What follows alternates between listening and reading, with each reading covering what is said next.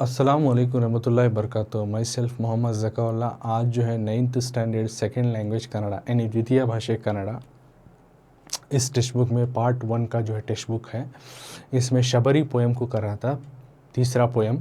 तो ऑलरेडी पिछले पार्ट 1 में मैं शबरी पोएम का जो है रीडिंग और उसका इंट्रोडक्शन, पाठ प्रवेशा और जो है पूर्वकथ है, प्री स्टोरी, यानी पोएम शुरू होने से पहले कुछ कहानी थी ना रामायण की, थोड़ी सी शॉर्ट स्टोरी और तमाम चीज़ें जो है बता करो। तो आज उसी का कंटिन्यूटी जो कि तुम्हारे एग्ज़ाम के नज़रिए से बहुत इम्पॉर्टेंट पार्ट है, तो तुम्हें आज हमें उसके बारे में सीखेंगे। तो सबसे पहले आज कृतिकारर परिचय। तो पेज नंबर तुम्हारा टेक्स्ट बुक में मिल जाता है, तुम्हारे टेक्स्ट बुक में पेज नंबर 47 47 पुटದ संख्या। ओके, तुम्हें ओपन कर ले सकती, नहीं तो भी स्क्रीन पे भी मैं दिखा रहा हूँ, तो वहाँ पे भी देख सकती। तो 2 रकम से समझाता हूँ तुम्हें, 2 रकम में कौन सा तो भी 1 रकम से तुम्हें लिखना, कृतिकारर परिचय छोड़ना नहीं तुमना। मेरा मेन मकसद क्या है, तुम्हें टेस्ट एग्ज़ाम में दिए तो ये लिखना छोड़ना नहीं। तो कृतिकारर परिचय का तो ऑथर इंट्रोडक्शन अबाउट ऑथर, यानी नज़म को लिखो है ना, उनके बारे में। अगर तो कौन लिखो है सर, ये नज़म शबरी नज़म लिखो है सर डॉक्टर ना मोगसाले करको, डॉक्टर ना मोगसाले, इनका नाम है डॉक्टर ना मोगसाले। डॉक्टर को तो पीएचडी की उपाधि करे रहती है, इसलिए उनको डॉक्टर बोला जाता है। ना उनका इनिशियल है, ओके, मोगसाले उनका नाम है। तो इनकी पैदाइश जनना, पैदाइश 1944 1944 में 1944 में इनकी पैदाइश हुई। कहाँ पे हुई? केरलाद कासरगोडु तालूकिनवरु। तो इन्हों केरला के कासरगोड के नाम के एक जगह है, प्लेस है, तो वहाँ पे इन्हों जो है पैदा है 1944 में, केरला के कासरगोड में 1944 में इनकी पैदाइश हुई।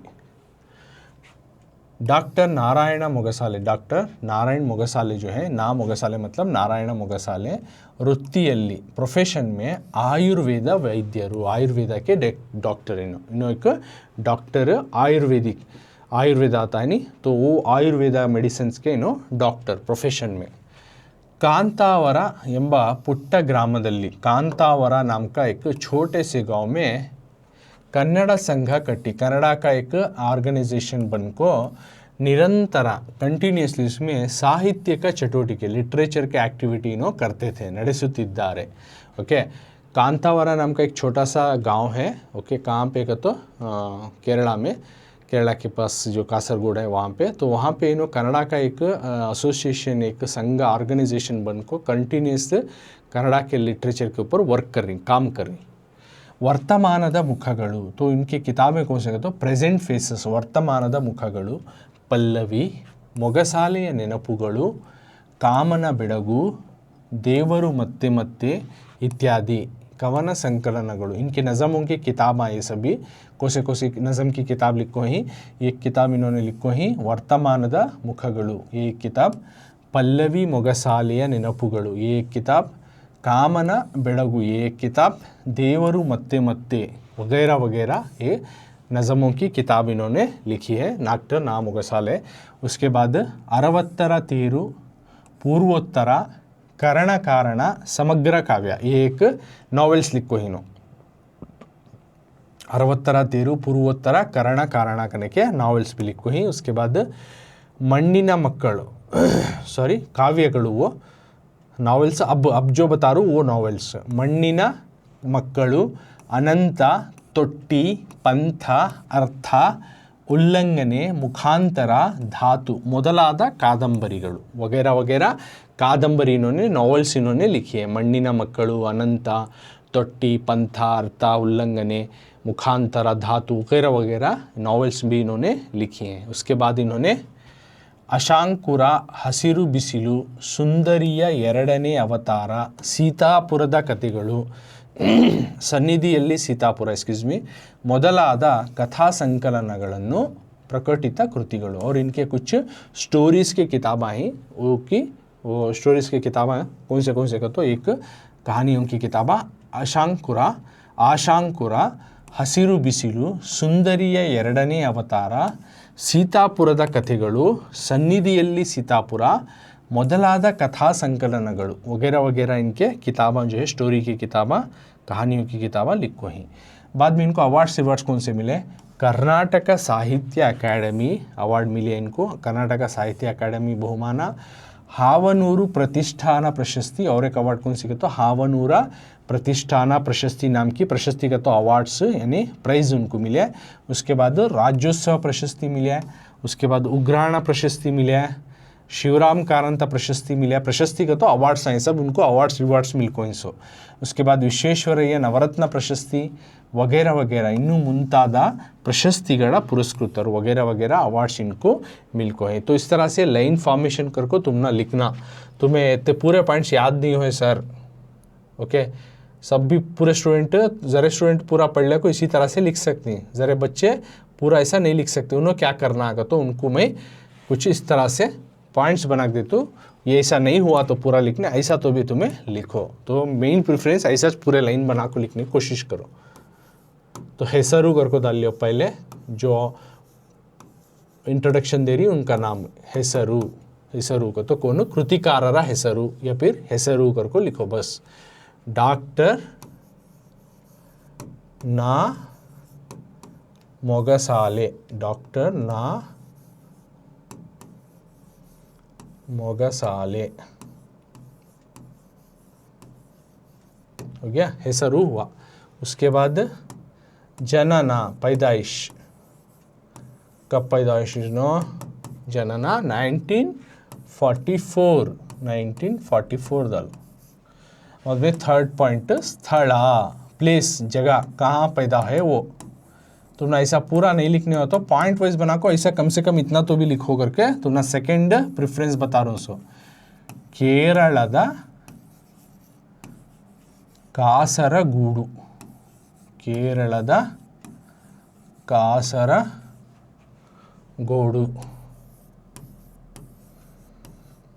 केरळದ ಕಾಸರಗೋಡು स्थल। उसके बाद कृति,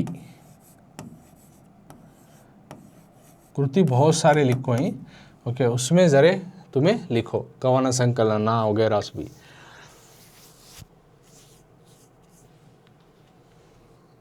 ವರ್ತಮಾನದ ಮುಖಗಳು,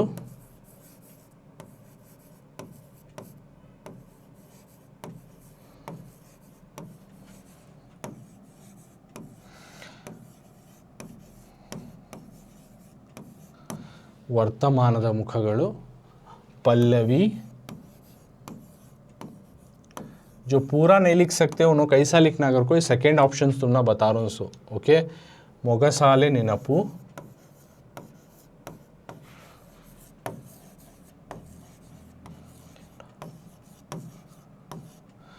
ಮುಂತಾದ ಕವನ ಸಂಕಲನ,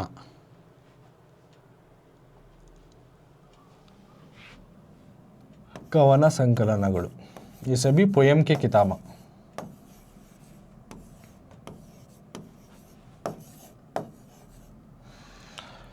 संकलनಗಳು। अब कुछ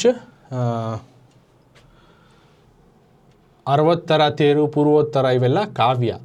उसके बाद ಮಣ್ಣಿನ ಮಕ್ಕಳು,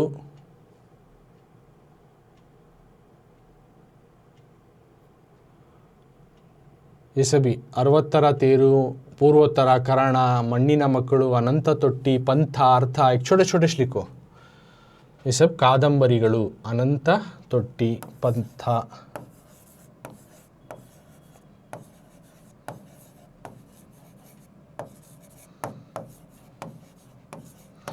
अनंत ತೊಟ್ಟಿ, पंथ, अर्थ उल्लंघने,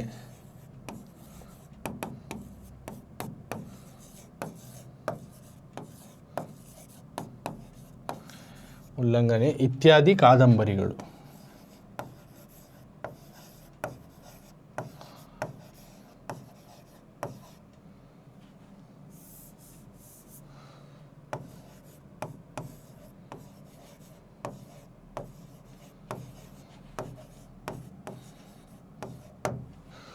प्रशस्ति, अब अवार्ड्स रिवार्ड्स है ना वो लिखना। प्रशस्ति कौन से इनको अवार्ड्स रिवार्ड्स मिले वो लिखना। प्रशस्ति तो सबसे पहले को क्या क्या मिला इनको, कर्नाटक साहित्य अकादमी बहुमान, हावनूर प्रतिष्ठान प्रशस्ति,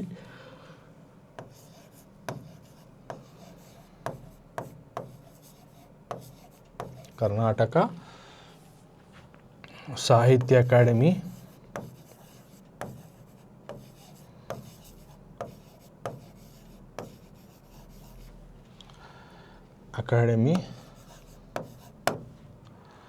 ಹಾವನೂರು ಪ್ರತಿಷ್ಠಾನ ರಾಜ್ಯೋತ್ಸವ ಪ್ರಶಸ್ತಿ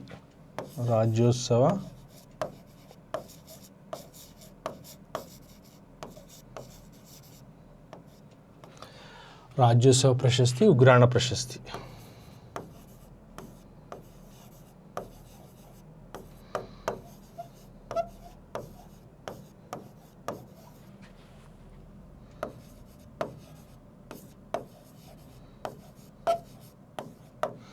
तो इस तरह से पॉइंट वाइज बना को ऐसा भी तुम्हें लिख सकती। अगर वैसा पूरे पॉइंट याद नहीं है तो तुम्हें at least you have to write like this.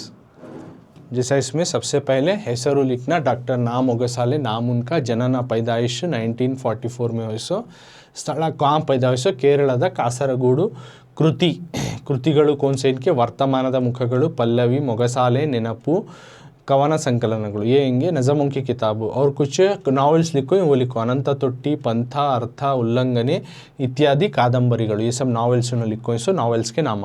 उसके बाद प्रशस्ति, इनको अवार्ड्स रिवार्ड्स कौन सी मिले, 1 2 3 लिखो, कर्नाटक साहित्य अकादमी, राज्योत्सव प्रशस्ति, उग्राण प्रशस्ति, ऐसे बहुत सारे हैं। 1 3 तो भी अवार्ड्स रिवार्ड्स तो भी लिखो आना। तो इतना पूरा नहीं हो तो कम से कम इतना लिखना। अब तुम ना 3 मार्क्स की जगह ना 2 तो भी देती, कुछ नोटिस करे पूरा अच्छा पूरे पॉइंट कवर हो, 3 के 3 भी दे सकती, नहीं करे तो ना 2 तो भी दे सकती। तो लाइन फॉर्मेशन ऐसा करके लिखना, नहीं हुआ टेम्पो देखो एक शॉर्ट वाइज कर लेगा, ऐसा तो भी छोड़ को आने के बदले में कुछ लिख कर आगे तो तुम ना फ़ायदा होता टेस्ट में एग्जाम में, तो you will get the marks for that. तो समझ में है ना, तो तुम इसे पास करो, रिवाइंड करके भी देख सकते हो। ओके, तो नोट कर लियो। तो इसी तरह से लिखना तुम्हें।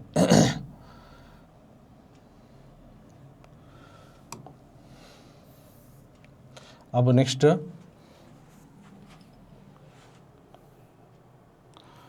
इसके बाद पदಗಳ अर्थ आता है, वर्ड्स मीनिंग। पदಗಳ अर्थ, वर्ड्स मीनिंग।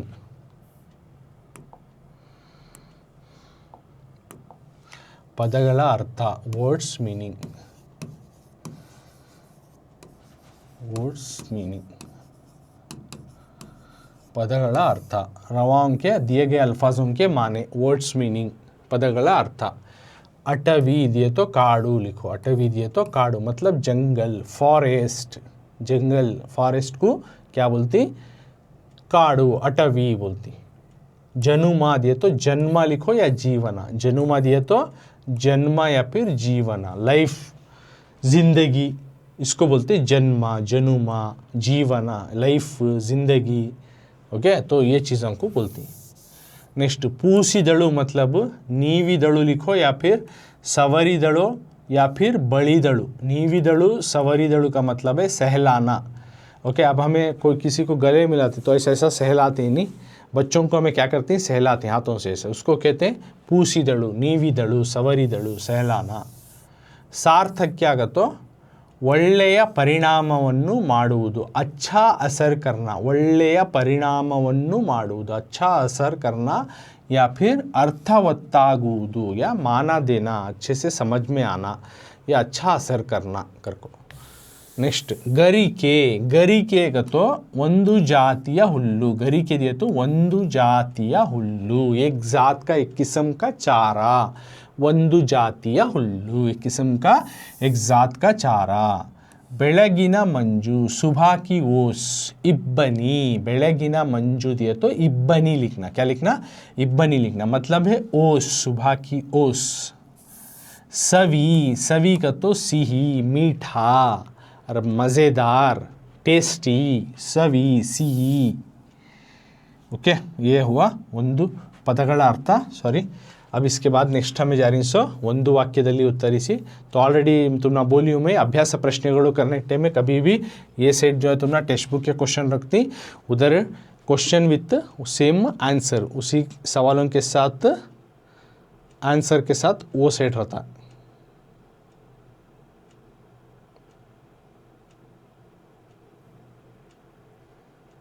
तो इसमें कुछ एडिशनल एक्स्ट्रा क्वेश्चन भी लेकर रखूँ, वो भी तुम ना कराता हूँ। तो ಕೆಳಗಿನ ಪ್ರಶ್ನೆಗಳಿಗೆ, ಪ್ರಶ್ನೆಗಳು ಕ್ವಶನ್ಸ್ ಪ್ರಶ್ನೆಗಳು ಮೀನ್ಸ್ यहाँ पे ಕ್ವಶನ್ಸ್ ही ಕ್ವಶನ್ಸ್, ಪ್ರಶ್ನೆಗಳು ಕ್ವಶನ್ಸ್. ಕೆಳಗಿನ ಪ್ರಶ್ನೆಗಳಿಗೆ ಒಂದು ವಾಕ್ಯದಲ್ಲಿ ಉತ್ತರಿಸಿ. ನೀಚೆ ದಿए गए सवालों को एक जुमले में जवाब दीजिए. ಕೆಳಗಿನ ಪ್ರಶ್ನೆಗಳಿಗೆ ಒಂದು ವಾಕ್ಯದಲ್ಲಿ ಉತ್ತರಿಸಿ. ನೀಚೆ दिए गए सवालों को एक जुमले में जवाब दीजिए. ಪ್ರಶ್ನೆ 1, ಶಬರಿ ಎಲ್ಲಿ ವಾಸವಾಗಿದ್ದಳು? शबरी ಎಲ್ಲಿ ವಾಸವಾಗಿತ್ತು? एक एक मार्क्स का सवाल जवाब है. ओके, 1 मार्क्स के, तो टोटल यहाँ पे 4 है. 4 1 जा 4, हर एक को 1 मार्क्स, तो 4 है. मैं वहाँ पे एडिशनल भी लेकर रखा हूँ, तो 2 एडिशनल होती, यानी ಹೆಚ್ಚುವರಿ ಪ್ರಶ್ನೆಗಳು. ओके, यहाँ ಕೆಳಗಿನ ಪ್ರಶ್ನೆಗಳಿಗೆ ಒಂದು ವಾಕ್ಯದಲ್ಲಿ नीचे दिए गए सवालों को एक जुमले में या एक वर्ड में जवाब दीजिए. सो सबसे पहला क्वेश्चन, प्रश्न 1, शबरी ಎಲ್ಲಿ ವಾಸವಾಗಿದ್ದಳು? शबरी जो थी वो ಎಲ್ಲಿ, कहाँ पर वासವಾಗಿದ್ದಳು, रहती थी. शबरी कहाँ पर रहती थी? शबरी रहने की जगह कौन सी, कहाँ पे ठहरी थी? तो सेम क्वेश्चन, सेम मीन, ಒಂದು ವಾಕ್ಯದಲ್ಲಿ ಉತ್ತರಿಸಿ ಶಾರ್ಟ್ में. ಶಬರಿ ಎಲ್ಲಿ ವಾಸವಾಗಿದ್ದಳು? ಶಬರಿ कहाँ पे रहती थी? ಉತ್ತರ, ಶಬರಿಯು ವಿಂಧ್ಯಾಟವಿಯ ಮತಂಗ ಮುನಿಗಳ ಆಶ್ರಮದಲ್ಲಿ ವಾಸವಾಗಿದ್ದಳು. ಗರ್ಕೋ ಲಿಖನಾ, ಶಬರಿಯು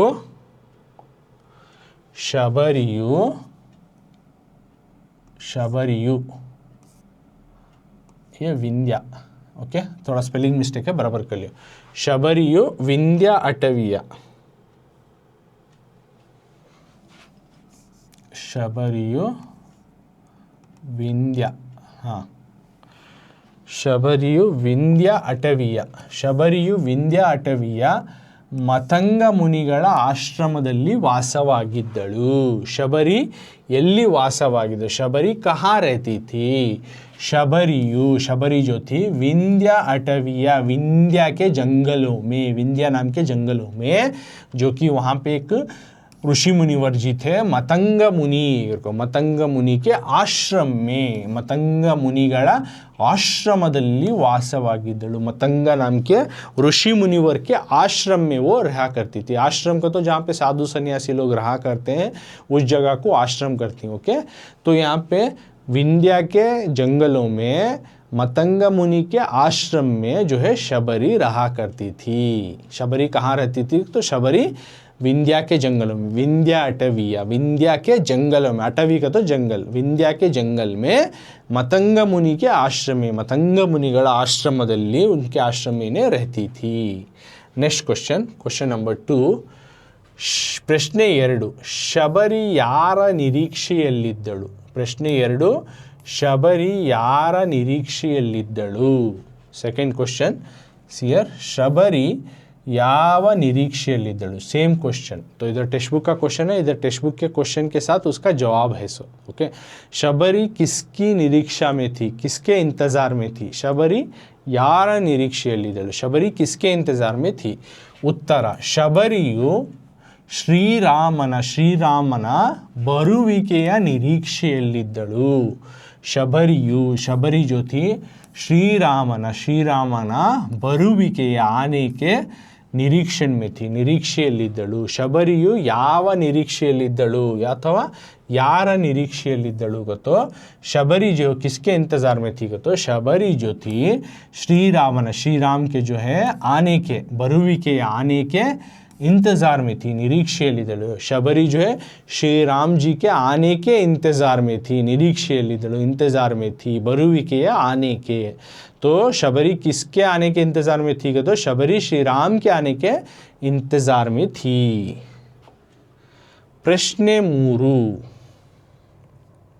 3, ಶಬರಿ ರಾಮನಿಗೆ ಕೊಡಲು ಏನನ್ನು ತಂದಳು? प्रश्न 3, शबरी रामनिगे कोडलु ಏನನ್ನು ತಂದಳು? सवाल नंबर 3, शबरी रामनिगे कोडलु देने के लिए ಏನನ್ನು ತಂದಳು? क्या लाई? शबरी राम को देने के लिए क्या लाई? To give Rama what she bought. Who? Shabari. What did she bought to give Ram?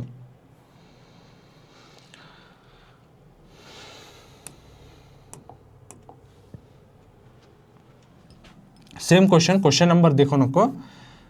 ಶಬರಿಯು ರಾಮನಿಗೆ ಕೊಡಲು ಏನನ್ನು ತಂದಳು? ಶಬರಿ ರಾಮ್ಕು ದೇನೆ ಕೆ ಲಿಯೆ ಕ್ಯಾ ಲೈ?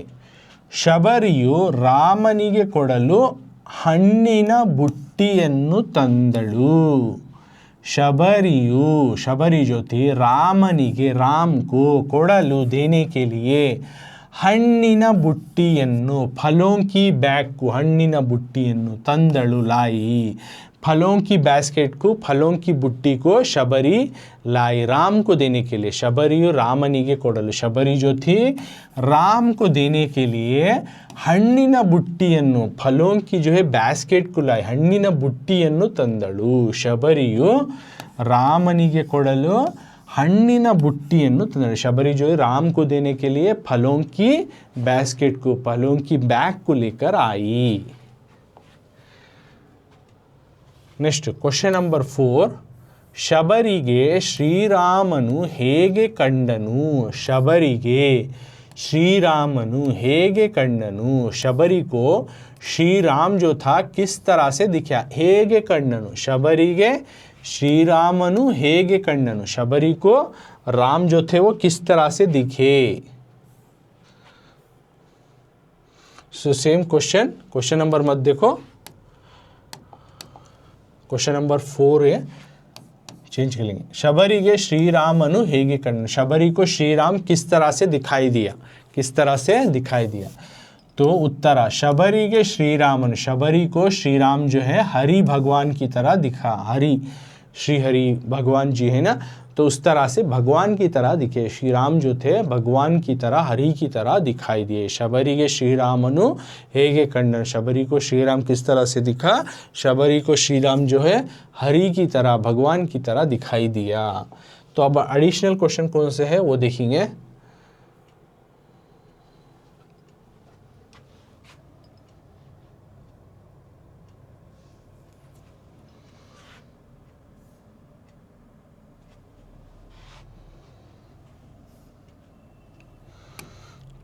जो एडिशनल क्वेश्चन है उसके बारे में आप डिस्कस करेंगे. शबरी ಏನೆಂದು ಹೇಳುತ್ತಾ ನಿಟ್ಟುಸಿರಿಟ್ಟಳು. तो ये टेक्स्ट बुक में नहीं है, ये एडिशनल क्वेश्चन सी. शबरियो ಏನೆಂದು ಹೇಳುತ್ತಾ ನಿಟ್ಟುಸಿರಿಟ್ಟಳು. तो एक्स्ट्रा क्वेश्चंस मैं करा रहा हूँ, सो अगर बीच में ऐसे दिए तो भी लिखना तुम्हें. शबरी क्या बोलते हुए जोर से अपना सांस छोड़ी? ಏನೆಂದು ಹೇಳುತ್ತಾ. शबरी हुश कर कैसे छोड़ते नहीं, तो दैट इज निಟ್ಟುಸಿರು. ओके, शबरी जो है क्या बोलकर जो है जोर से इस तरह से कर को इस तरह से सांस छोड़ी ಎಂದು ಹೇಳುತ್ತಾ ನಿಟ್ಟುಸಿರು ಬಿಟ್ಟಳು. ನಿಜವಾಗಿಯೂ ರಾಮ ಬರುವನೇ, ತಾನು ರಾಮನನ್ನು ಕಾಣದೆ ತನ್ನ ಜೀವನವೇ ಬರಡಾಯಿತಲ್ಲ ಎಂದು ನಿಟ್ಟುಸಿರು ಬಿಡುತ್ತಿದ್ದಳು. ನಿಜವಾಗಿಯೂ ರಾಮನು ಬರುವನೇ, ತಾನು ರಾಮನನ್ನು ಕಾಣದೆ ತನ್ನ ಜೀವನವೇ ಬರಡಾಯಿತಲ್ಲ ಎಂದು ನಿಟ್ಟುಸಿರು ಬಿಡುತ್ತಿದ್ದಳು. यानी निजवागियू सच में भी रामनु बरवने, राम जो है आता है क्या? तानु, तो आप खुद जो है रामनन्नु, यानी मैं राम को देखती हूँ क्या? काण दे, मैं देखी नहीं तो तन्ना जीवन, मेरी जिंदगी च बंजर हो जाते, बरड़ाई तल्ला इंदु निट्टुसिरु, इस तरह से जोर से सांस छोड़ी. क्या सच में राम आएंगे क्या? मैं राम को नहीं देखो तो मेरी जिंदगी च एक बंजर जैसा हो जाती है ना, अगर कुछ तरह से बोलते हुए जोर से अपना सांस छोड़ती है. निट्टुसिरु बिट्टलु, बिडुत्तिद्दलु. तो इस तरह से वो जोर से सांस क्यों छोड़ती थी, क्या बोलते हुए? तो नेक्स्ट क्वेश्चन, ये भी एडिशनल क्वेश्चन है, टेक्स्ट बुक में नहीं है. ಶಬರಿಯ ಕನಸಿನಲ್ಲಿ ಏನು ಕಂಡಿತು?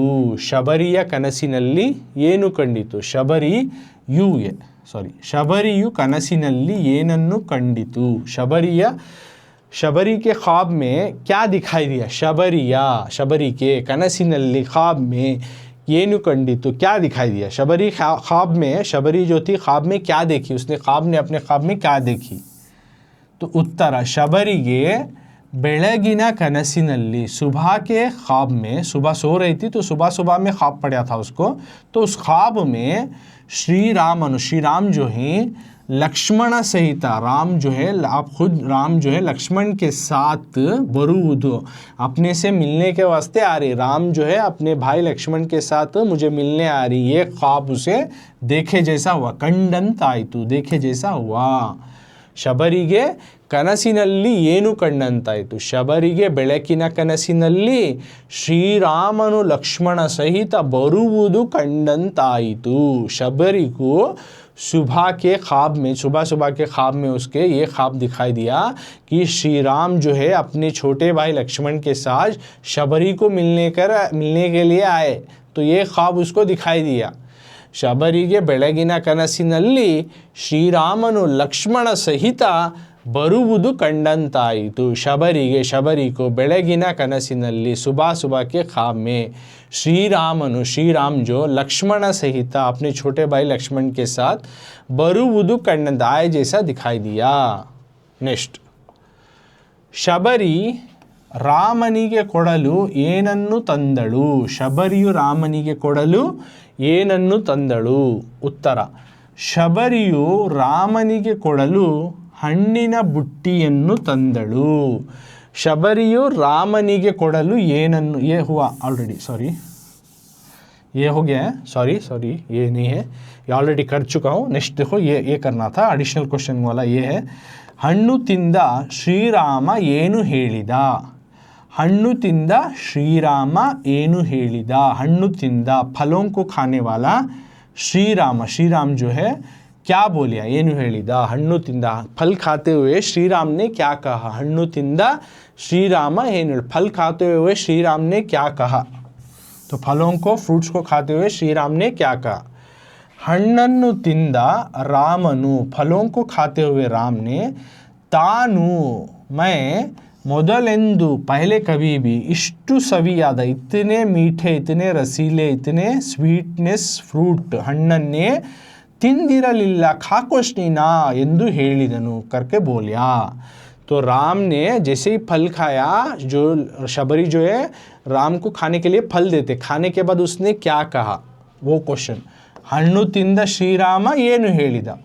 फलों को जो खाया श्रीराम ने क्या कहा?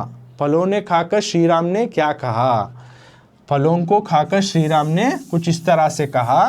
हಣ್ಣನ್ನು ತಿಂದ ರಾಮನು, फलों को खाकर श्रीराम ने इस तरह से कहा कि तानु मैं जो है ಮೊದಲೆಂದು पहले कभी भी ಇಷ್ಟು ಸವಿಯಾದ, इतने मीठे रसीले फ्रूट्स को, फलों को, हಣ್ಣನ್ನೇ तिंदिल्ला खाको नीना अगर को बोलिया. शबरी जो अपने चक्कर जो है अच्छे नहीं सो टेस्ट कर को जो राम को दे रही थी फलों में, फ्रूट्स में, वो फ्रूट्स खा को राम बोलता है मैं इतने अच्छे मीठे, इतने अच्छे फल में कभी भी खाकोश नहीं ना कर को बोलता है.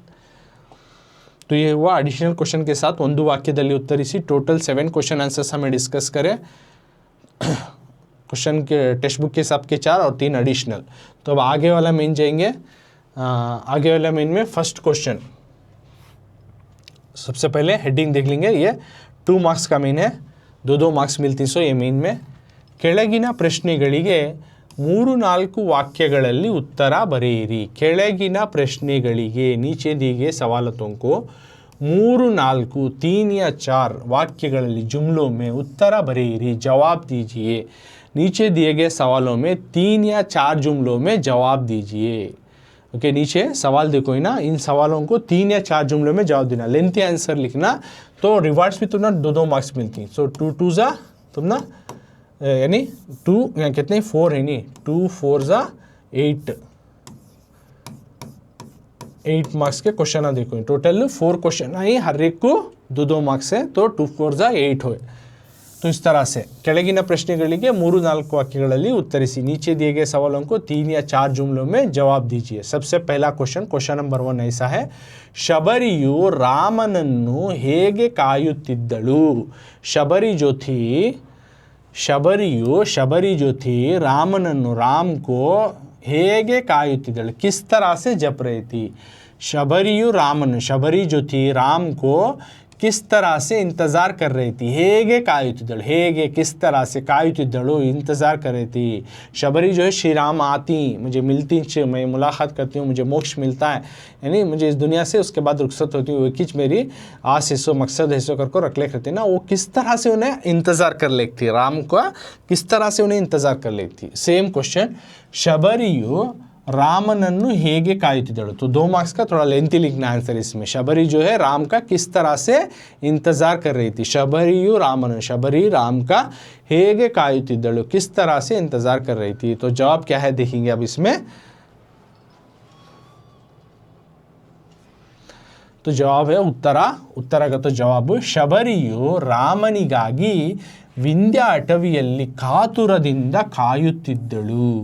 ಅವಳು ಪ್ರತಿಯೊಂದು ಗಳಿಗೆಯಲ್ಲೂ ರಾಮನ ಕನಸನ್ನೇ ಜಪಿಸುತ್ತಾ ಇರುತ್ತಿದ್ದಳು.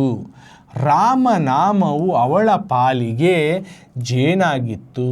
ಸುತ್ತಮುತ್ತಲು ನೋಡುತ್ತಾ ರಾಮ ಬರುತ್ತಿದ್ದಾನಾ ಎಂದು ಬಹಳ ನಿರೀಕ್ಷೆಯಿಂದ ಚಡಪಡಿಸುತ್ತಿದ್ದಳು.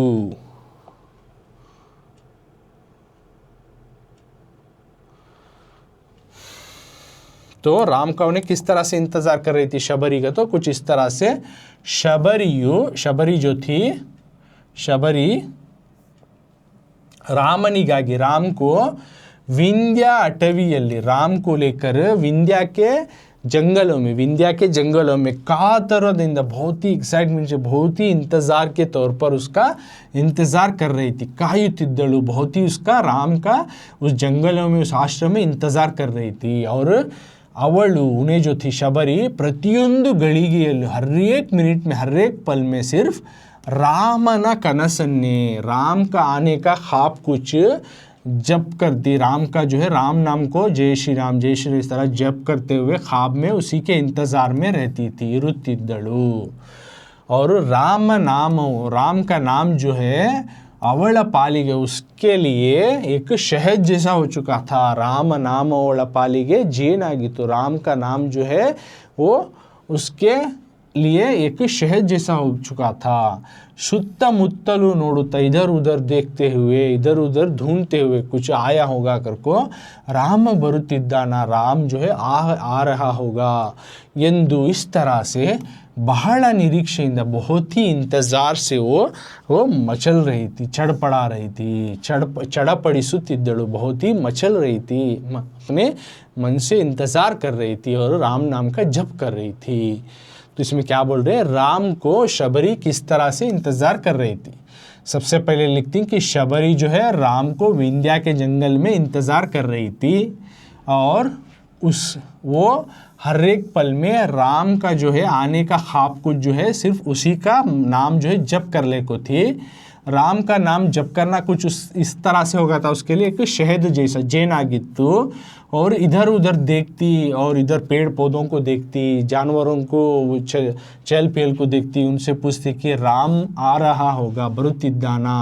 इस तरह से बहुत ही आशादायक से, बहुत ही जो है कड़ी इंतज़ार में, राम को मिलने की इंतज़ार में रहती थी.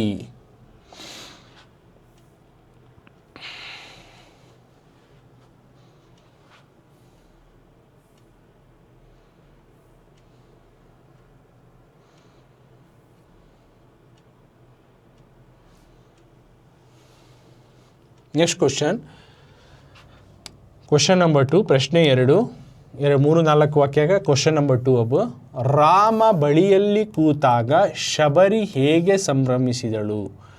राम ಬಳಿಯಲ್ಲಿ ಕೂತಾಗ ಶಬರಿ ಹೇಗೆ ಸಂಭ್ರಮಿಸಿದಳು. राम जो है पास में बैठे तो, ಬಳಿಯಲ್ಲಿ ಕೂತಾಗ पास में बैठे तो शबरी जो है ಹೇಗೆ, किस तरह से सेलिब्रेशन करी, किस तरह से उसका जो है ये करी, सेलिब्रेशन करी. राम बड़ियल्ली कुता, राम जब पास बैठता है तो शबरी किस तरह से उसका सेलिब्रेशन करी.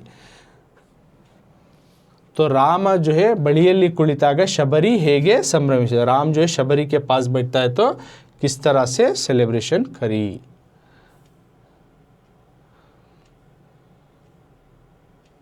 ಒಂದು ದಿನ ರಾಮನು ಶಬರಿಯ ಮನೆಗೆ ಬಂದಾಗ, तो किस तरह से उन्हें सेलिब्रेशन करी, राम उसके करीब बैठने का. ಒಂದು ದಿನ ರಾಮನು ಶಬರಿಯ ಮನೆಗೆ ಬಂದಾಗ ಅವಳು ಬಹಳವಾಗಿ ಸಂಭ್ರಮಿಸಿದಳು. ಅವನ ಬರುವಿಕೆಗಾಗಿ ಬಹಳ ವರ್ಷಗಳಿಂದ ಕಾಯುತ್ತಿದ್ದಳು, ಕನಸು ಕಾಣುತ್ತಿದ್ದಳು. ಮನದಾಳದಿಂದ ರಾಮನ ನಿರೀಕ್ಷೆಯಲ್ಲಿದ್ದ ಶಬರಿಗೆ ರಾಮನು ಬಂದು ಅವಳ ಬಳಿಯಲ್ಲಿ ಕುಳಿತಾಗ ಅವಳ ಬಹುದಿನದ ಕನಸು ಈಡೇರದಿದ್ದರಿಂದ ಧನ್ಯತೆಯಿಂದ, ಸಾರ್ಥಕತೆಯಿಂದ ಸಂಭ್ರಮಿಸಿದ್ದಳು.